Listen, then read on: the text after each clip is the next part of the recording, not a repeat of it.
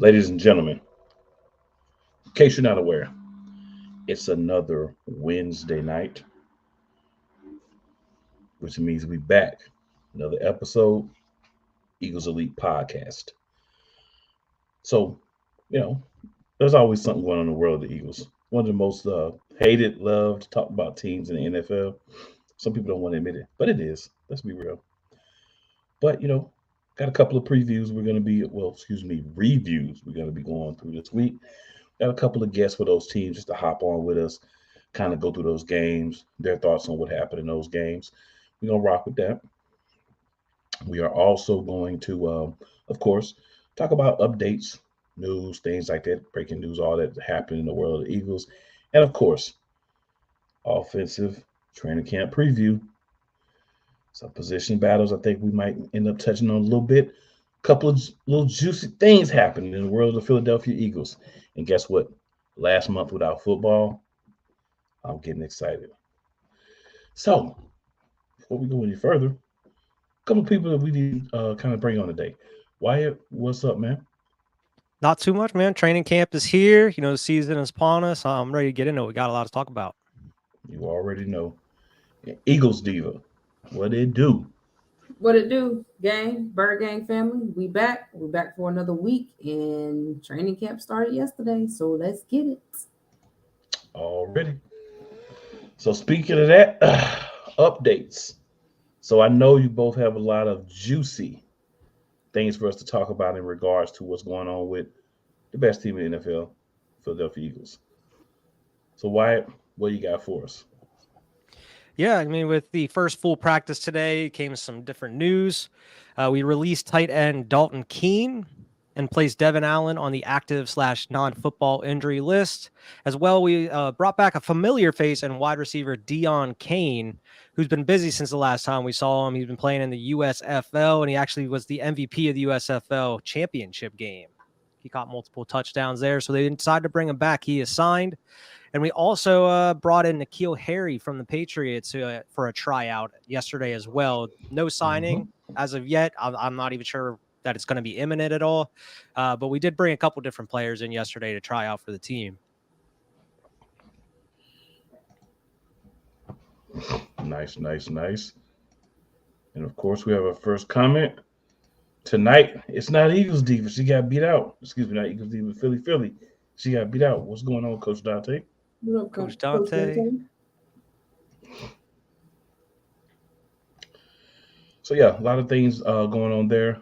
Diva, any updates you want to discuss? No, I think White covered it. Well, we did have top 100 list start to drop. Mm-hmm. Oh yeah, I did guys, hear about Bradbury being dropped at like in the hundreds, and he went off about that. Yeah. Devontae is like number 100, isn't he? Or Mm-hmm. 99? Mm-hmm. Ridiculous. Yep. So Devontae Smith definitely came at 100. So what are you guys' thoughts about him being that low on the list? Should he even be on the list in your opinion? Should he be higher? What are you guys' thoughts? Because it looks like he's the first player on our team that's there, and so far they've gotten up to 71, and we don't have another Eagle there yet. I think there's a few more that we should see. But Wyatt, we'll start with you. What are you guys' thoughts on, just Devontae Smith barely sliding into the top 100? Yeah, I mean, I definitely think he should be higher up on the list. I'm not saying like gonna go crazy saying he's like top 50 or anything like that, but 100, I definitely think he's up there because there's some wide receivers already on the list that like I know Devontae's better than. I mean, he's broken like the rookie record in his rookie year as far as receptions. He had a reception record last year as well, as far as also a 1,000-yard season. I mean, he's definitely not only just the top wide receiver two, one of the top wide receiver twos in the league. He could easily be a top wide receiver one on any team as well. I just feel like it's a little crazy to put him at 100. Yeah, I agree. I feel like he should have been in the top 60 at least. I don't understand why he was number 100. I mean, he he did break the rookie record. He had over 400 or 100 receiving yards. So I'm not really sure why, but I mean that's the hate that we get, so I can see that. Yeah, for sure. And I don't think we had anybody else on the list so far from what I've seen.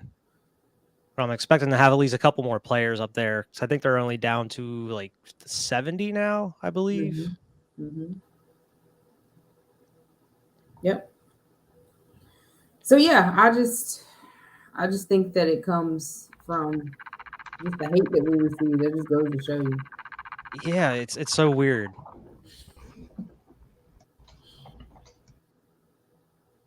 What about yourself, Cool? So, man, I mean, I look at it like bullet board material for Devontae Smith.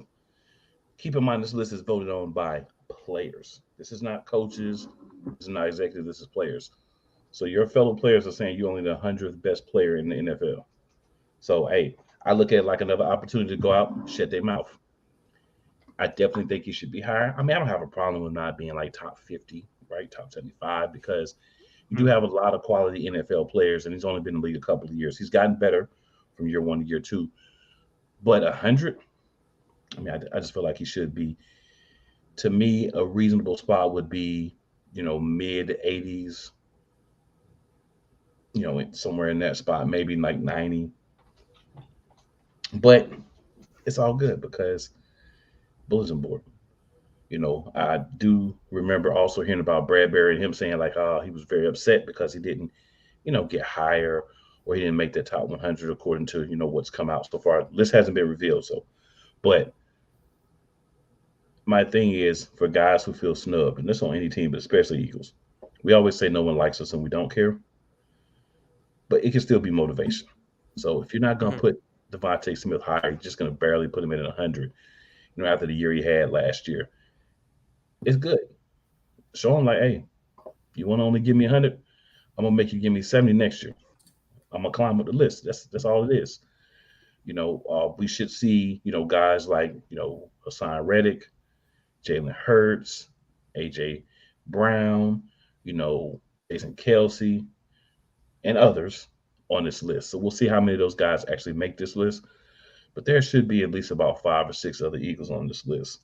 So we're going to see how it plays out. But, anyone who gets snubbed, just remember, your fellow players voted for this, make them pay. Straight up. I mean, we're getting back into season mode. Off-season mode is like, yeah, it's cool. We're talking about what's happening. We kind of speculating.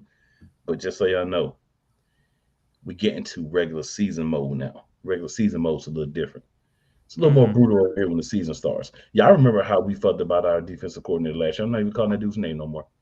You know what I'm saying? So we know things can get real serious. Get spicy quick. Oh, yeah. And ladies and gentlemen, we have our first guest of the evening. I'm going to be switching over, transitioning here to talking the Week 13 matchup we had last year against the Green Bay Packers.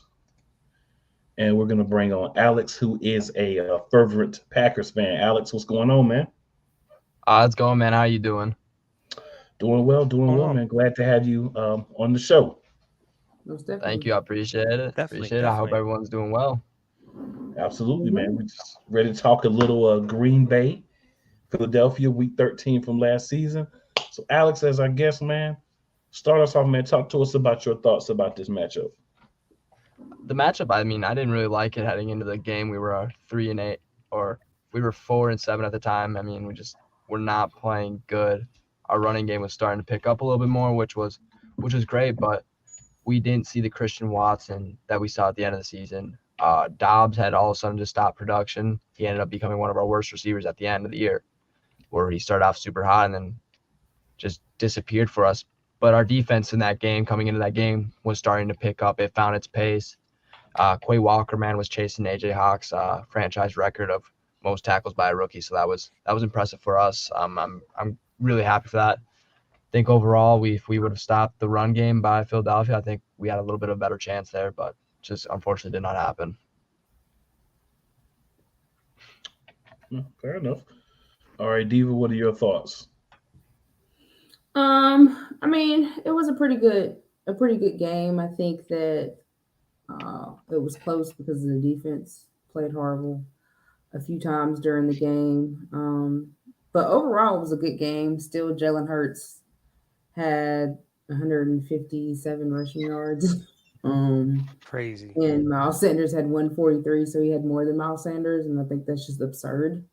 And I think AJ did fumble the ball once, and then Jalen Hurts fumbled the ball. But other than that, it was a pretty good game. The defense lacked in certain areas at certain times of the game. Wyatt? Yeah, I mean, like Diva said, you never want to see your QB running as much as he did in this game. I mean, 17 carries for 157 yards is nuts. It was like only 5 more yards than he passed for. He had 153 passing and 2 touchdowns. But I mean, the offense was pretty much rolling for this game. We were doing what we wanted on the ground, which throughout the course of the season, we just kept saying, run the ball. And this is exactly where we needed to be doing it here in this game. I mean, there were definitely some plays made through the air, but definitely the reason we won this game was due to the run game.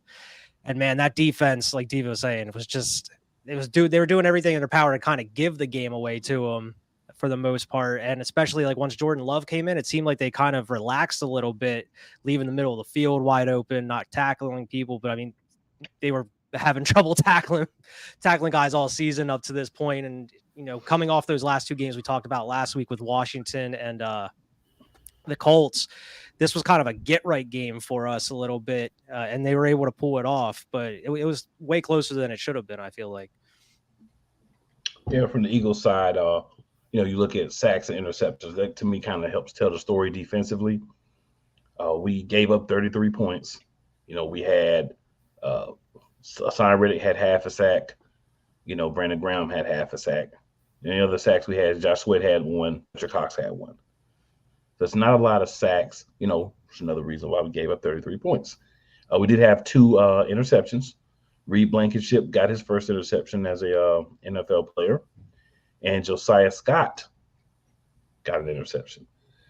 What was funny to me offensively was we had a Quez Watkins showing. Only 3 catches for 35 yards, but a big touchdown catch for Quez. That definitely touchdown. Definitely helped us out a lot. We want to see that from him way more often. Depending on how things go in training camp, we might only be seeing that when the 4th receiver's in the game. But highlights. We'll get to that later. We'll get to that later, definitely. But yeah, I mean, even on the Packers side, right, and I'll leave this for you, Alex. Talk to us about what you saw from the Packers side as far as for us starting off. I mean, losing Rodgers early on. I mean, like in that game, we knew his thumb was bad coming in from that Giants game. It was the question of, well, do we start Love knowing that we're playing the best team in the league at that time? Like, you guys were still rolling. You had 1 loss at the time. I mean, there was nothing we should have done. I think coming into the camp, Love was taking most of the starter reps, and Rodgers playing the backup role just in case, that needed to happen. But we had 2 interceptions. We're sacked 3 times. I mean, O-line looked really great for us, but it was A.J. Dillon that really kind of spoke out to me in that game. That was the guy you guys, for some reason, could not stop when we were in our 3rd and 3 or 3rd and 5 situations. We would just bounce to the outside or run it right up the middle, and he did what he wanted for you guys. I mean, only 8 attempts on 64 yards. I mean, if he gets 8 more carries, I mean, he's probably pushing Miles Sanders numbers right there, or even Hurts numbers. But Christian Watson, your secondary, I think, is gonna have a problem there that's not really addressed much, other than Darius Slay. I mean, they don't have a lot of help over the top, and Christian Watson was able to expose that a lot with his speed and quickness and that. So I think that really helped us defensively. We had 1 fumble recover by A.J. Brown that ended up fumbling that, picked up by Quay Walker. Didn't get returned for long, just got a couple yards out of that. But I want to highlight our special teams, because this does not get talked about a lot, because Green Bay special teams is usually terrible. I want to highlight this. our Keyshawn Nixon had 172 yards on 5 returns. Now, the league average right now is about 75 yards on 4 returns a game. Now, you take that, he had almost 100 yards more than the NFL average. So Keyshawn Nixon played again, and then Pat O'Donnell on 2 punts at 83 yards and downed you guys inside the 10 and inside the 20. I mean, I think that's what kept us in there because we pinned you guys deep in your territory, allowed us to, get the ball back in somewhat of our territory, at least kick 3. And we were just taking over on our chances that we got after, your 3 and outs and all that. Now, Jordan Love, he showed his promise. I know he's got a lot of hate lately, but 6 for 9 was finding wide open guys. Yes, the defense was a little bit more relaxed because it wasn't Rodgers, but he showed promise of stepping into throws and stepping into everything else. So I think against a great defense like that, I think that is giving us a lot of promise. But yeah, that's all I have on that one. Well, I'll tell you, our special team sucks. Garbage.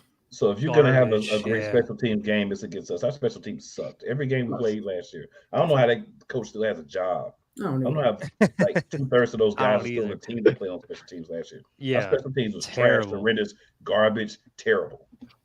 So if you're going to have a great special teams game, believe me, it's against the Philadelphia Eagles last year. You can go back and look. Mhm. We gave up a lot of yards, got pinned back a lot. What you're talking about is the story of our season. We Mhm. were terrible on that specific facet of the game.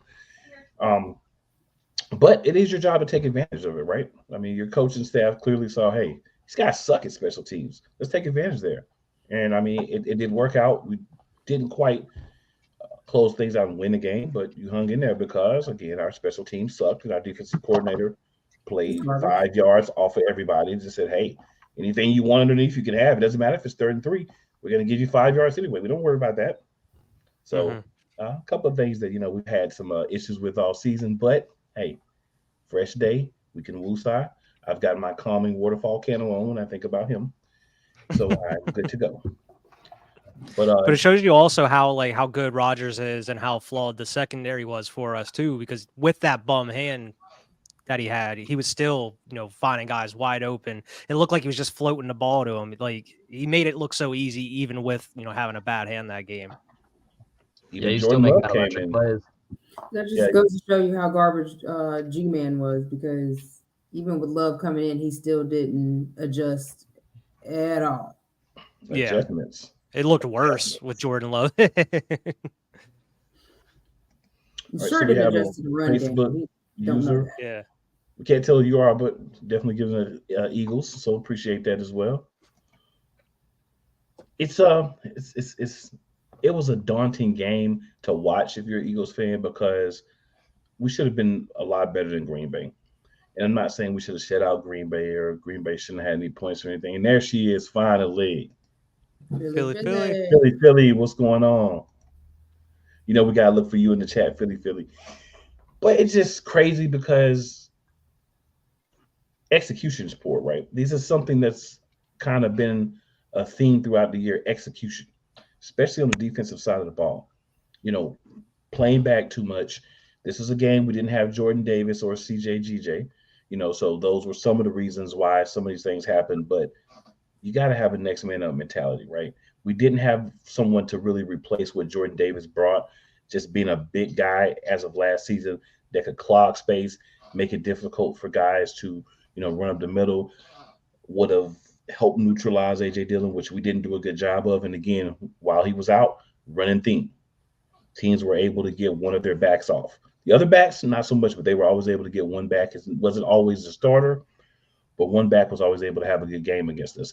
So some things that, we saw, we talked about it, after the game, concerning, because it's just happens, right? You just get in those situations where you don't have some of the guys you need. You don't have the correct coaching. You put those two things together, it's not always something pretty to watch. But a win is a win. I take them all day. Yeah, I mean, it was great for you guys. I mean, it kept you guys rolling all year, and it showed in the Super Bowl too. I mean, I think if you guys lose that game, I think you guys lose a lot of your momentum, because that's a heartbreaker. I mean, that's a team you're not supposed to supposed to lose to. And yeah, you guys didn't lose to them, but you kept a lot closer. But that's because the team started playing well. And for the Packers, it was more if one running back is doing well in the rushing, the other's doing well in receiving. It was never they really both had both off days because Jones still had he had 56 yards and a touchdown on the ground, plus his 40 on the or 56 in the air, 43 on the ground. I mean, he still had close to 100 yards total yards. Total yards. So I mean, it's never one off. I think Green Bay's starting to realize that, hey, we're not a passing team anymore. We moved on from Rodgers. We're more of going to be that running back team. And I think in the future, I mean, against you guys, I think we can put up a little bit better fight here with Love understanding our game plan and just developing this year. Definitely. So while we have you here, Alex, talk to us about what do you expect to see from the Green Bay Packers this upcoming season? I'm not expecting a huge year. Like I'm honestly be honest with this. I think the Lions are going to take the division here. I don't think the NFC North is that strong this year. I honestly think it's one of the weaker ones this year. I think a lot of teams are going to be more around that 500, 9-7, 8-9 area. And I think for the Packers, it's going to be relying on Christian Watson, A.J. Dillon. You know, A.J. Dillon's in a contract year, like we just saw with Saquon Barkley. I mean, that franchise tag's probably going to have to be in play, or he's going to have to sign for a hometown discount because we just don't have the cap space with Rodgers, Rodgers actually just signed a 2-year extension and has a $107 million cap hit next year for the Jets. So handicapping the Jets like he just did with the Green Bay. But I think defensively, I'm excited. Got rid of Amos, but we drafted a couple receivers. Luke Van Sky, I think, out of Iowa, our first-round pick, the edge rusher. I mean, his nickname's Hercules for a reason. I mean, he's 6'5", absolutely shredded. I mean, he's going to be a monster, absolutely just going to demolish defenses. I think that's going to be a guy that you pair up with Rashawn Gary on the edges. It's going to be very scary. And like you guys talked about secondaries, it's that next man up mentality. And for us, we've always had that. I mean, look at us. We lost a corner last year to Achilles. Who steps up? Keyshawn Nixon steps up halfway through the season. And Rasul Douglas 2 years ago. I mean, we've always had those guys that have been stepping up for us off our squads. If we just keep doing that. No Mason Crosby this year, so it'll be interesting in the kicking spot. Brand new kicker, rookie out of Auburn. It's the first time in I think 15 years. I think they said that we'll have a new kicker. Like Mason Crosby has started every game that he has not missed a game in 15 years. So it's going to be very interesting to see how our special teams adapts with that. But I'm hoping for a 9-7, 9-8 record, and we hopefully squeeze into a wild card spot. I think Jordan Love is showing a lot of promise. Looking at that training camp videos right now and just kind of watching his feet. That was the thing. A lot of people were worried about his footwork. And it looks like he's a lot more comfortable. He's stepping into throws. He's not tripping over his feet like we saw a couple years ago. He's looking more confident. He's looking more like a quarterback. Honestly, I think you could compare him to Jalen Hurts this year. I really think you do. Good arm, great speed. It's a dual threat quarterback right here, and I think that's what Green Bay needs is someone that can, in the situation, scramble away from sacks and pick us up a couple yards. Yes, he's not as good as Jalen Hurts, but I think it's a great comparison right now for a young kid that's going to get his first career season at the helm of a legendary franchise. So I'm really excited for the season. Hopefully, him and Christian Watson put up 1,000 yards and we start rolling. That's what's up. Okay. Hopefully you do well, man. Absolutely. Diva, any other thoughts on the Green Bay Packers game? I think the biggest thought is we left it all out there. I mean, came up short. I mean, a lot of turnovers for us. That just not a clean game. I think if it's a cleaner game, I think it's a 50 to 56 to 53 game instead of our 7-point loss in 40-33 because both defenses just were not doing anything that game. But that's all right. Yeah. No. What about you, Diva? Anything? I mean, I just think that game just goes to show you where we were and why we lost the Super Bowl last year, because that's what happened in plenty of games where defense just could not show up or showed up at the last minute. Offense was doing their thing. And so just like how it was in the Super Bowl, offense was blowing them out, but the defense just couldn't stand up and show out like they were supposed to. So hopefully with this being a new year and us having a new coordinator, you won't see that, and you will see that dominant defense that the Eagles have. Why? Any last thoughts? Yeah, I mean it's pretty much the same notes we can give about the defense every game this season. I mean, it was like the same thing, and it's like, why isn't this being addressed? You know, it's the same problems you have every single game. Why aren't they addressed throughout the season, or why aren't they trying to fix some of the things throughout the season? It's just like Diva said. I mean, it's one of the things that really came back to bite us in the Super Bowl. Of course, he who must not be named was a big part of that as well. But I mean, it is what it is. Hopefully, going forward with a new DC, be better times on the defense.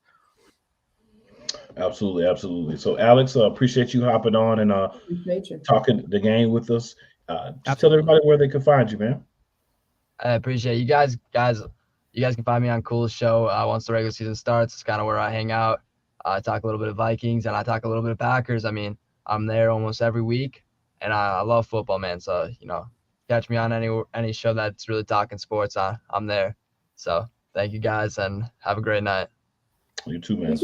Yeah, thanks for joining us, man. All right, so guys, we've got to get into what we have going on here at training camp. So we got some battles that we know we need to see who's going to end up winning those. And a lot of those are on offense. We talked about a couple possibilities on defense last week. A little more of a stretch for the most part. But on the offensive side of the ball, I think we've got a couple of interesting battles. We've got the right guard. Is it going to be Jack Driscoll? Is it going to be Tyler Steen? Tyrese Robinson? Maybe they throw Cam Jurgens in there. Like, that to me is one of the two very interesting battles that we have, because we know Jordan Mailata starting at left tackle. We know Lander Dickerson is going to be the left guard. We know Jason Kelsey is going to be the center. And we know Lane Johnson is going to be the right tackle. But that right guard, that's the open spot. So talk to me, guys, and whoever wants to go can first, about who you think is going to win this battle, who you think has a leg up, and if you've heard anything from training camp today. Go ahead, Ryan. Yeah, I mean, basically what we heard from training camp this morning, straight from Sirianni, was that they're going to be using, for the meantime, they're going to be putting Cam Jurgens at right guard here. Mainly that's because none of the rookies we have are on the first team, just to start out training camp. That, of course, could change going throughout camp. My guess is once they kind of get them acclimated to the way that training camp rolls for in the NFL, this isn't college anymore, then they could start, upping the reps for some of these guys. Just like you mentioned with Steen, I could easily see him coming into that right guard position going throughout the season. But maybe, in their minds, they didn't want to have Cam Jurgens sit for another year behind Jason Kelsey, even though they did draft him to be that backup, with Kelsey coming back for another year. And who knows how many years after this, depending on what happens. Maybe they do want to kind of put Cam Jurgens in there to get him some playing time and getting him some reps with that line. What about you? What do you think? Well, yeah, I can see Jurgens starting. Now, when it gets close to preseason time, I guess it's whoever is playing the best and doing what they got to do in that position will probably get that position. I could see Driscoll possibly taking that position as well, because I know he did play some for us last year. But yeah, it's really going to come down to preseason, especially when it comes to the rookies, of how they're producing. Yeah, I really think for me, I think Steen is going to have the inside track unless he loses it. But you never know until, like you said, everything actually happens on the field.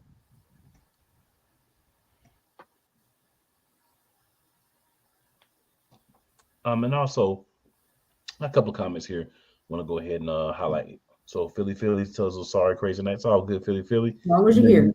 Yeah, we know Mhm. you'd be here. We've got Snowman with the hey hashtag fly Going Eagles on, fly. What up, man. Snowman? Appreciate that, Snowman. And then Philly says hopefully no major injuries. Oh, Most definitely. Fingers crossed. absolutely. Fingers crossed. Yeah, major injuries are a concern. And I want to throw this out. You know, he's no longer on the team, but Chauncey Gardner-Johnson, got injured, a non-contact injury that's normally something like an ACL, Achilles, something that you don't really want. And we've talked laughed a lot about him and being sensitive and how he's still, running around and crying about what happened before. And those things are true. Don't get me wrong. But, we're not here to celebrate anybody getting hurt. So No. hate the fact that he did get injured. I wanted to see him have an opportunity to go out there this year and get dogged by us when we played. So that's in jeopardy now, as well as see him not be as good as he was without us. That's, in jeopardy now as well. But also, Mhm. since the man is hurt. So that does play a part as well. So hopefully, whatever the situation is, that it'll end up being something where he will be able to, return and play. If it's not, then I wish him a speedy recovery because at some point we need to play you.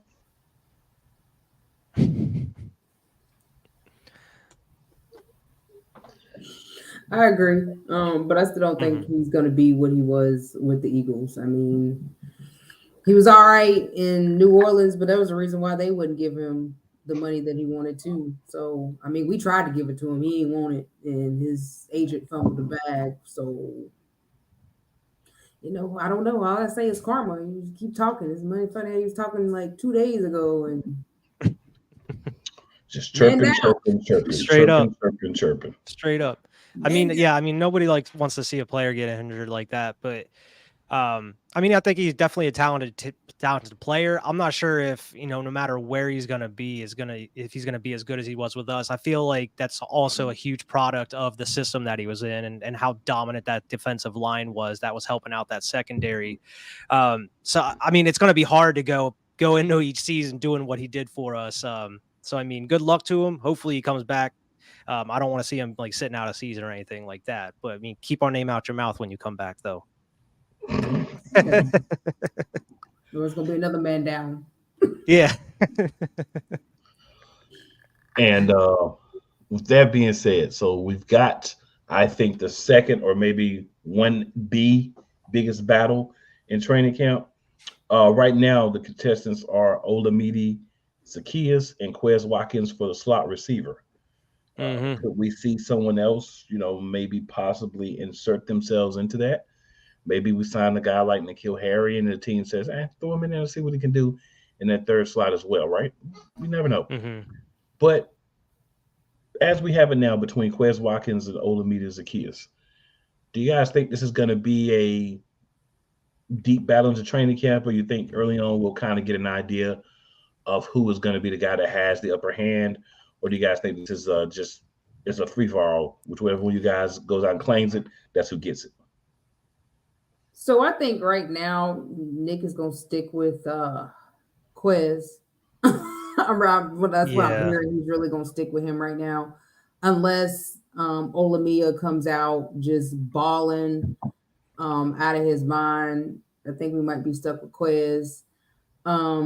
I think it's probably going to be a shootout because I know Quez has got a chip on his shoulder from us talking about him. But I mean, you got to be a man this year. Like having balls really snatched out of your hand.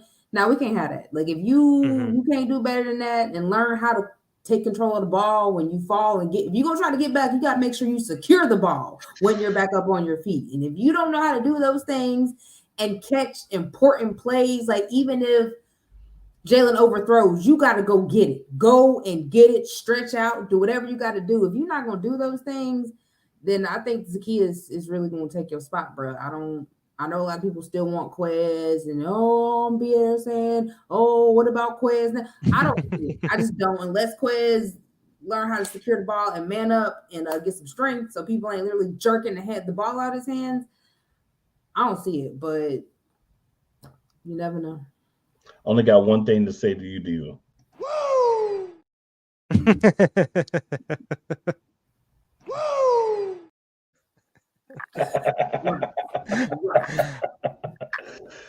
All right, Wyatt, what are your thoughts on the wide receiver battle? Yeah, I mean, I gotta agree with Dave on this one. I mean, it's something crazy gotta happen for Quez to lose that job. I feel like, I mean, Quez is gonna go out there doing what he does in training camp. Even if Zacchaeus has a great camp, I still feel like Sirianni is gonna stick with Quez as that third receiver. I mean, not just on Sirianni, it's just how the Eagles are. I feel like we stick by these players until the very last moment. Like, all right, yeah, we're definitely not going to get anything out of this guy. And then they'll get rid of him when it's way too late at that point. So, I mean, I assume that he's going to get that wide receiver 3 job, but they should keep him on a short leash though through that, through the first couple weeks of the season. If you're not making these plays and when they're getting the ball to you, you got to get out of here. Next man up. We don't have time to waste on you for the whole season and have you like you said, fumbling balls, not going and trying hard enough on these slant routes or whatever. I mean, there was a couple plays last year where we would just slow down where Hurts had the ball where it should have been. You just slowed down when you were cutting your route. It's just those kind of mistakes that you cannot be doing, or else, like you said, Zacchaeus is going to come with the job, or else they're going to put one of these other receivers we have on the roster in there. Hey, Nick, I need you to listen to this. But the cream will rise to the top. Oh, yeah. I hope. What I want you to understand about that is whoever's the best, put them out there. I don't want to see you doing this mess that they talk about. I 100% agree with y'all, but we don't need to see this year. Mm-hmm. Put the best receiver out there and let him play. What were you about to say, Wyatt? I was just saying, I want to see him. I want to see Quez succeed. I want to see him go out there and have that fire lit under him to kind of, make him do better. And I mean, just watching that Green Bay game where he had that huge touchdown pass, that's the kind of stuff we want to be seeing from him. We get that glimpse from him like every couple games or so with a nice, nice deep ball or something like that, but he's just not consistent with it. So I want to see Quez succeed or sit. What I don't want to see is the trash we got last year from our third wide receiver. So either step up and take the position or sit down and watch Olamide Zacchaeus do better than you. That's what I want. I don't care who it is, but I want someone who's going to catch the ball and make the plays. And I've seen Zacchaeus do it. So Quez, you either got to show it in camp or you got to sit down. And like you said, Wyatt, even if you do it in camp, you still need to do it for the season. If you stop doing it, you need to be on the bench. I mean, Jalen Reagor looked like Randy Moss in camp. But look what he couldn't do a damn thing during the season. Like, come on. Like, we've seen this training camp. We've been fooled by training camp highlights before. Like, you just got to take it with a huge grain of salt. Like, for real. I can't. And they didn't get rid of none of them players until Eagles Nation got to really roasting all them players. I was like, all right, y'all, we got to get rid of them because Eagles Nation ain't about to have it. Yes, like, we shouldn't have to do that for y'all to get rid of these players when you're there with them live, seeing how they're producing. If they're not producing, let them go. We've had 2 wide receivers who did not do anything for multiple years that we kept. Mm-hmm. And listen, we had a trade last year to send a wide receiver to the Vikings. And like right at the beginning of the season, right before it happened, who's to say it may not happen again? Arizona, just got rid of one of their wide receivers. They possibly may need one. Why don't you send Quez over there and bring old Buda Baker over here for another pick too? That works perfectly. Move Zacchaeus into that wide receiver 3 spot. Boom, there you have it. Fair enough. Well, ladies and gentlemen, I promised you that we would have another special guest to talk a little my second favorite team for the next 2 years, the Tennessee Titans. And we are joined by Miss Jory. Jory, how are you doing tonight? I'm well. How are you guys? We are good. Doing good. So Jory has Jory Sports Stories where she talks sports, as well as she is a fellow member of my Sports Empire Network. So quite familiar with Jory and her work. Definitely glad to have her on to talk some Tennessee Titans with us tonight. And again, thank you. As I told you at the draft, when we got AJ Brown for the next 3 years from then, Tennessee is my second favorite team. This is year 2. So we can't talk too much trash about Tennessee because they looked out, right? We gotta remember they looked out. You can't talk trash when they look out for the cookout. So with that being said, Jory, since you are our esteemed guest, talk to us a little bit about your thoughts on the Tennessee Titan Philadelphia Eagles game from last season. It was definitely, from my perspective, something. But I mean, I already knew what to expect. But the only good thing that came out of it was that John Robinson got fired the next day because of y'all. Well, you're welcome. I'm glad that we could give something back. You know, the way I y'all Got looked that out man for us. fired. I appreciate it because I believe that he should have been fired the day he traded AJ. But because we know that AJ didn't want to go, they just didn't want to pay him, and that's his fault. But watching that game, it was like I felt like I was watching an O-line made out of string cheese. I'm like, Philly's just a really good team. I'm like, I wouldn't be surprised if I saw them in the Super Bowl. That was that game that had me saying Philly could go all the way, and I was actually right. But that game was really stressful. Between the offensive line, my defense didn't come to play. We were all hurt. I'm like, Jesus Christ. It was just a stress-induced game. And I knew we didn't have a chance. Like, after the second quarter, I'm like, you know what? Why am I even watching this? But and you just have to. That was one of those games that you knew it was happening, and you just couldn't help but to react and look like this. Like, what am I supposed to do about this? And then it got a little bit better, and then it got worse again. I'm like, Jesus Christ. Diva, what are your thoughts on that game? That game was amazing. Defense actually showed up the whole entire game and held down Derrick Henry, and he's a very hard person to contain. And we contained him very well. I was really surprised. I don't know if G-Man was coaching or they was just coaching themselves, but defense came and showed up and showed out. Jalen Hurts showed up and showed out. 380 yards, 29 for 39, and he only ran the ball 5 carries this time. Miles Sanders actually showed up a little bit, had 10 carries, 24 yards. Boston Scott had 6. Kenny Gainwell had 3. So overall, it was a running game and a passing game. And A.J. Brown, thank y'all so much for A.J. You love being an Eagle now, but thank you. 119 yards, 8 receptions. Devontae Smith had 102 yards. Jack Stoll had 41. Kenneth Gainwell had a receiving yard for 38. Quez had 37. Zach Pascal had 16. Miles Sanders had 4. Like, just ball. The whole team ball. Calcaterra had 19. Yeah, yeah. It's a good game. Go ahead, Wyatt. Yeah, I mean, like you said, I mean, this was kind of the opposite of the game we just talked about against the Packers here, where we were running it the whole time. It just kind of shows you how versatile the offense could be, where they just flip that switch to the next week when they know how to go kind of pass heavy. Like Diva said, the defense held together pretty much the whole game. The only issue I really had was letting Ryan Tannehill somehow run all over us in the that first quarter and a half. I don't know how he was getting away with that. It was some wild stuff going on. But yeah, I mean, it was a great game. We all kind of expected, after the AJ Brown trade and everything, as soon as we saw Tennessee on the schedule, you knew that AJ was probably going to have that kind of game. And of course he did. We didn't expect to see Devontae go out there and do the same thing as well. But, it was great to see Hurts going out and, slinging it like he did. I mean, 29 to 39 is amazing in that kind of game. Almost 400 yards. And he only ran the ball 5 times in this game. Mm-hmm. So he actually curtailed. They're still tired from that Packers game. Trash. They gave but me we a really heart like attack. what they did was they took them out of their own game. They didn't let Tennessee play the game they wanted to play.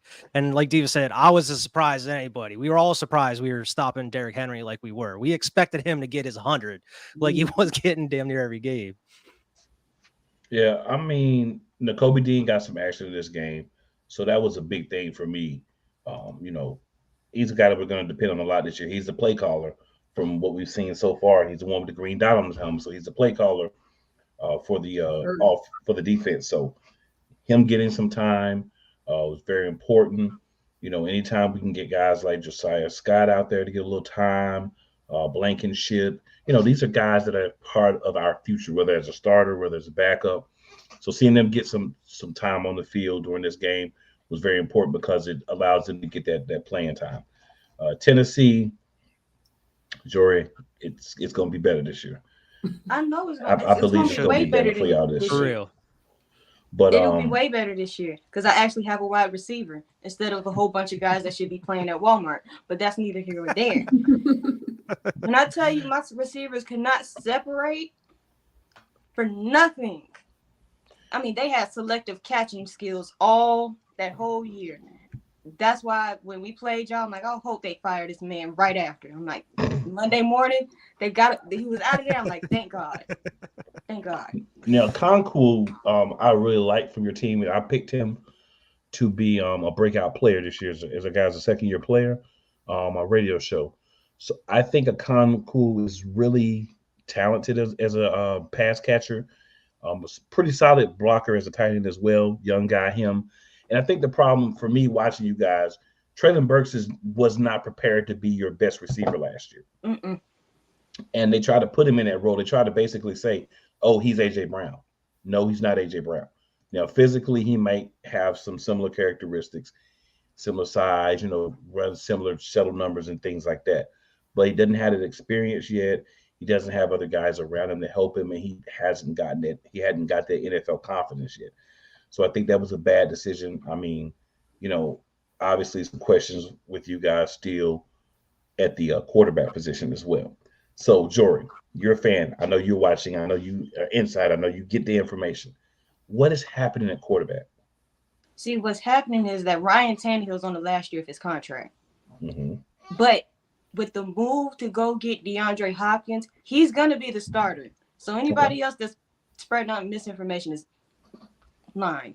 He's going to be the starter with that move right there. Mm-hmm.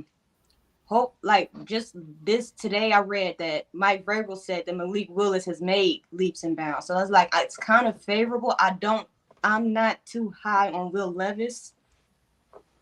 I don't like it.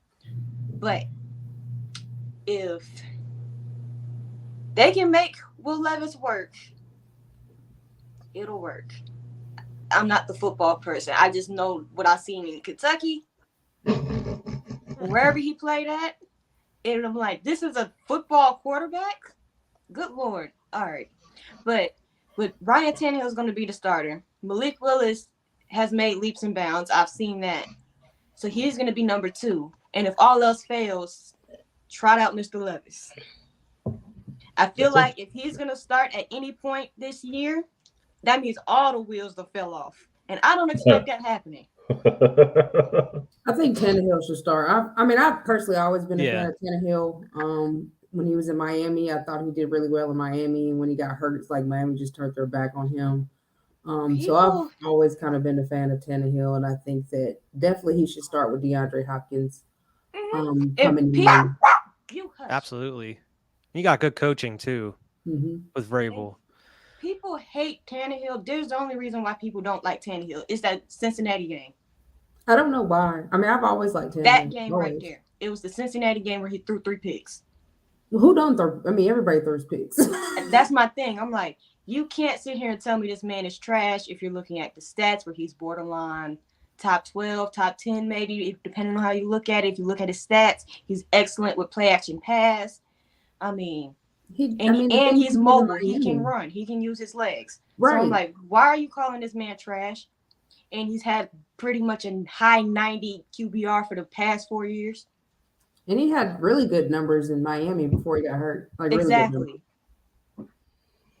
Yeah, I've always thought he was a solid quarterback. The thing is, if you can get a guy that's top 15, top 20, put a good system around him that hides some of his weaknesses and accents his strengths, yeah, he's a guy that should be able to go out and win games for you. And I do agree, Jory, obviously bringing in DeAndre Hopkins, you're looking at things a little different. Like maybe we can at least contend for the division now, so we do things a little differently. Mm-hmm. We've always been a contender for the division. That division is not very good. I will admit that. I just don't understand why people are so quick to give Jacksonville the crown, because that's a whole nother spill. I'll get into that later. But the division is relatively soft. So I feel like we've always had a chance. I know the 2 teams that probably don't have much of a chance, one is the Colts, and the other one may or may not be the Houston Texans. But I don't understand that this team has always been competitive. As long as we have Vrabel, he's gonna get the most out of those players. The year he won Coach of the Year, we went through about 80-something players. Was that COVID year? I believe so. I think so. Yeah. Yeah. So we're gonna be able to compete, and we're probably like if the only question, like genuine question that I know that I'm still kind of concerned about is how my offensive line is gonna gel. Because we did draft Peter Skoronski at 11. We still have Aaron Brewer, who's going to be center this year. The rest of them are pretty much returning vets, but Jesus Christ, the depth behind that is not much. Right. So I don't want to be put in the same situation as of last year where we lose our best left tackle and it derails the whole season. Like last year, week 2, Taylor Lewan goes down, re-aggravates the same ACL that he tore, and there went my season right there. So that's the only concern I have. Like, I like my secondaries. I know my defensive line gonna be an issue.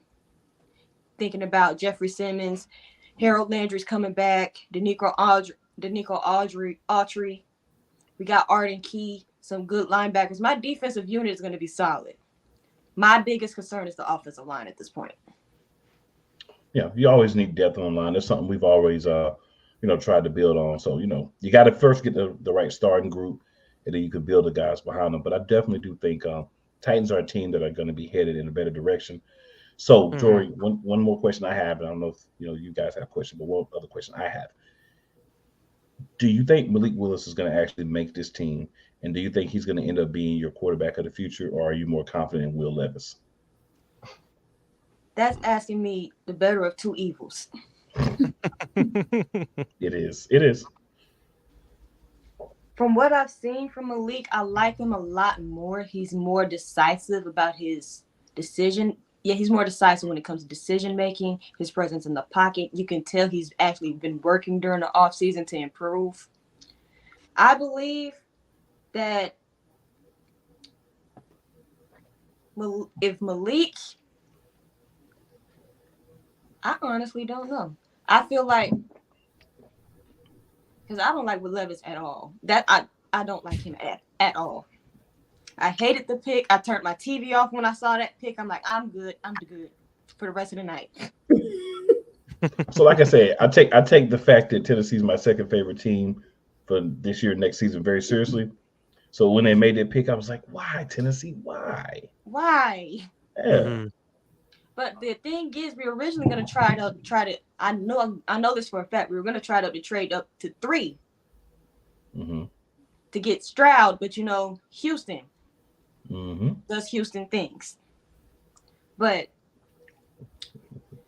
if it was between Malik or Levis, just based off of, I know Malik has game experience, albeit it wasn't very good.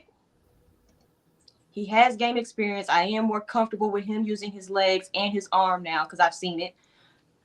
I have to go with him. I'm not sure what I'm going to get with Will Levis. I'd rather have somebody who I know has experience, who I know has gotten better, than somebody who I know is a gunslinger but throws it everywhere. But to his targets. I feel it. So, Diva, any other thoughts on the game or anything else for Jory? How much depth do you think that DeAndre Hopkins is going to actually add for the Titans this year? I feel like he's going to help develop my wide receiver room. Because a lot of them do need that extra. They need somebody that who they know is better than them. Yeah. In there. Maybe it'll help light a fire. Like Nick Westbrook-Ikhine, he actually hit the free agency market. He didn't get an offer, so he came back. Like, come on now. Because he said he need a paycheck. I'm like, that's probably why he came back to camp looking like he had gained 15 more pounds of muscle because he was mad. But DeAndre Hopkins will help my wide receiver room. Now, he's probably going to be my X receiver. Burks is going to be my Y. Now, whoever's going to be after that, I don't want to see Nick Westbrook and Keenan unless I have to. I'd rather see Kyle Phillips or even put the other rookie in there, Colton Dowell. I like what I saw so far from him. But he's going to help develop that wide receiver. He's not going to add much depth, but I do know he's going to be more available. He keeps his body up. He's not going to be very injured like that. And he will catch the ball. He will catch the ball. I don't have to worry about selective catching abilities with him. And then with him on the other side of Treylon, DeAndre will take the true number one coverage, which opens up that side of the field, which helps pretty much, yeah. All right. Well, what about you, sir? Yeah, considering that, say that Tannehill is your starter, and that the O line is stays healthy and is pretty decent throughout the season. What do you think the ceiling is for the Tennessee Titans? Like, how far do you think that team can go with Ryan Tannehill staying healthy and that O line, staying strong throughout the whole season? Looking at the schedule, mind you, we played a whole AFC South. We played a whole AFC. We do play the whole AFC South. The NFC South. That's what I'm trying to get at. We played a whole NFC South and the AFC North. I think we could break 10, 11 wins, to be completely honest. Okay. That's not being too hyper optimistic, but it's not too low either. I think we're going to hit 10, 11 wins this year. I can see that. I mean, win that division, go into the playoffs strong. Yep. I mean, y'all started off pretty strong last year, though. So. Mm-hmm. Yeah, and then all the wheels broke off. Started getting injured. Everybody started getting hurt. Injuries. And once Jeffrey Simmons got hurt, I got mad. I'm like, Christ, I didn't need you getting hurt. Yeah, injuries are something that we stayed away a lot from last year. That helped us be successful. But they're tough. So, Jory, any last thoughts that you have? And also let the people know where they can find you. This was very fun. I'm kind of nervous a little bit, so excuse me. But this was fun. Thank you guys for the experience. You guys can find me on Jory Sports Stories over on YouTube, Apple Podcasts, Spotify, anywhere podcasts are found. And over on the Sports Empire Network. Next week, I'll be on the Coffee and Sports Morning Show on Wednesday morning. Those are my days. But yeah, you can find me on Sports Network, and you can find me on Jory Sports Stories. Follow her. We love to see the women in the sports. Thank you. Definitely. Absolutely. All right, so Jory, thanks for stopping in. Thank you. No problem. Have a good night. Yeah. Thanks for coming. You guys too. All right, guys. So getting near the end of the show. Any other thoughts on any of the topics that we discussed today? No, I'm just ready for the season. Oh, yeah. Same. I'm ready for training camp. Some more training camp and get some hype videos out here. Even though we were talking about, taking it with a grain of salt, it still gets you excited, get you hyped for the season, man. Anything's better than nothing. We had nothing. Exactly. But speaking of health, I mean, just the last note I had here is nobody was open. We didn't coming into training camp with anybody on the PUP list. So everybody's pretty much out there practicing at the moment. Good job. Well, let's hope it stay that way because injury bug loves the Philadelphia Eagles. Yeah. We're still pretty healthy true. Last year. Hopefully we can, kind of be there. A couple of injuries, but nobody's gonna go out a whole season without some injuries. I'll say this. I wasn't confident quite with saying it last year, but I will say it this year. World Championship or bust. It has to be. It has to be. We got to finish that story we didn't finish last year. It's okay. You don't always win. You don't win every time. It was Hurt's second real year as a starter. Made a lot of improvements. Got us there. It's time to go back and finish the story this year. It may be Kansas City again. Buffalo may get themselves together. It may be them. It could be Cincinnati. It could be somebody else. It could be Miami. If Tua stays healthy. Yeah. So we'll see who it is, but whoever it is, you better have your popcorn ready. And ironically, we play Kansas City, Miami, and Buffalo.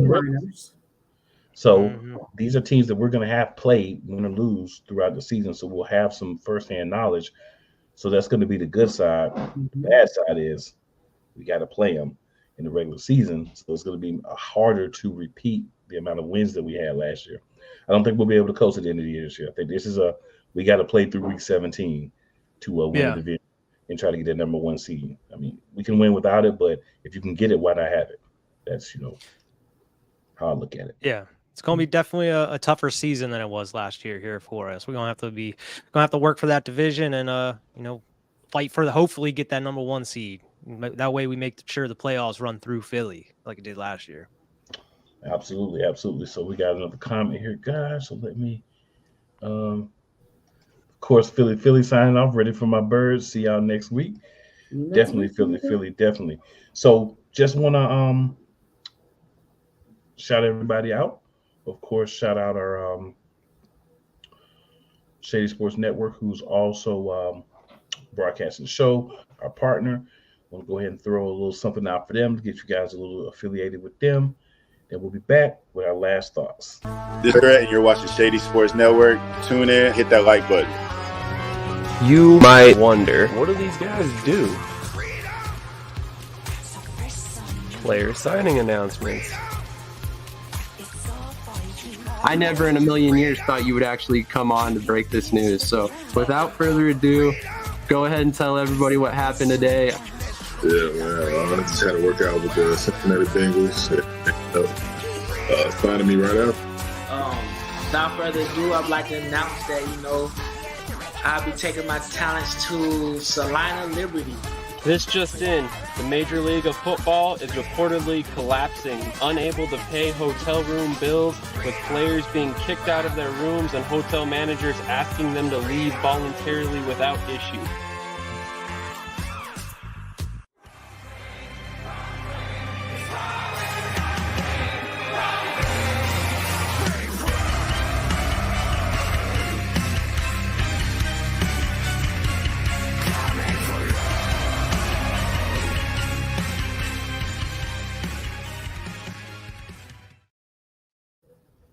All right, so guys, any last thoughts? No. Not really, man. I'm just ready to get this month over with, the training camp. That way we can get into the even preseason, man. Give me some preseason games at this moment. I'm fiending for some football. Yeah, and then we'll be previewing and reviewing the preseason game. Something. I just need some straight up. Yeah, I'm just glad the Eagles are back.